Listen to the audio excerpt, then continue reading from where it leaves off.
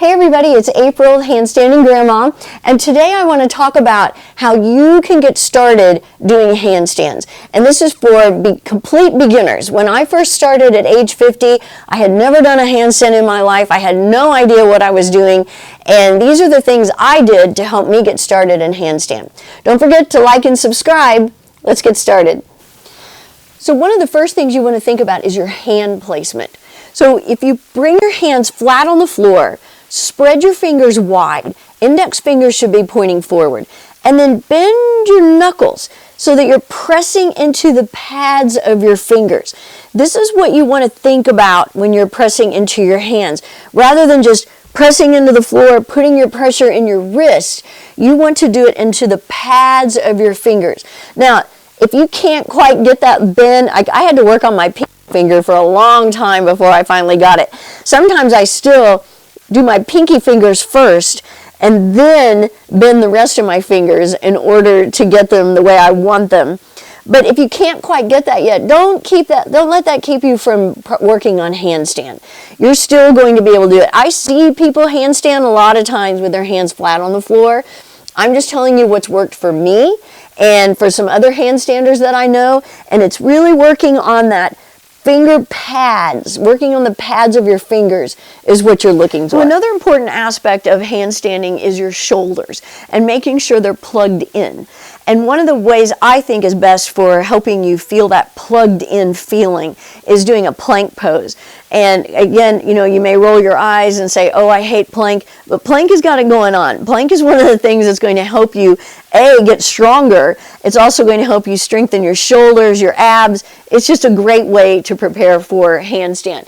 But we're going to just kind of stay in table for this exercise. You want your fingers spread wide, index fingers pointed forward, just like we did with our hands earlier, and go ahead and engage your fingertips. I mean, if I tend to do that now every time I put my hands on the floor. It's almost like I'm always ready to do a handstand.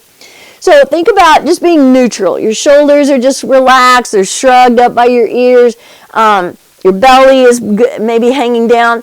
And then work on plugging in. So plugging in is pressing into the floor, separating your shoulders, pulling in your belly. So you're almost rounding. You're not quite rounding, but you're really engaged.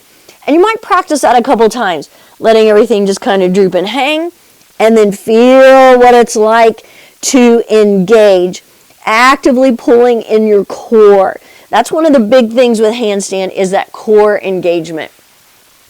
And so any kind of core exercises, strengtheners you can do, it could be some abdominal crunches, but in particular plank, those are going to help you get ready for handstand. So for this next part, I like to go to the wall. There will be some people who will tell you that you shouldn't use the wall when you're working on handstands, but for me it worked. But I also like to encourage you, there are tons and tons of handstanding tutorials and videos. Watch those, read what other people have to say. This is what worked for me. It may not work for you, and everybody has a different journey when they're working on their handstands.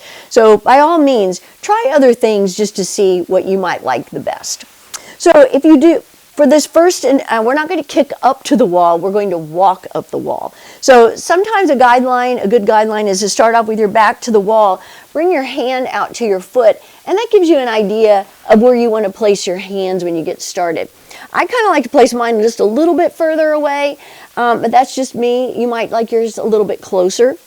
So let's start off with our good hand placement, index fingers pointing forward, bending your knuckles so you're pressing into the pads. You're already activating, pressing into the floor. So this is a good reminder of what you should be feeling like, pulling in your belly, and then see if you can walk one or both feet on the wall.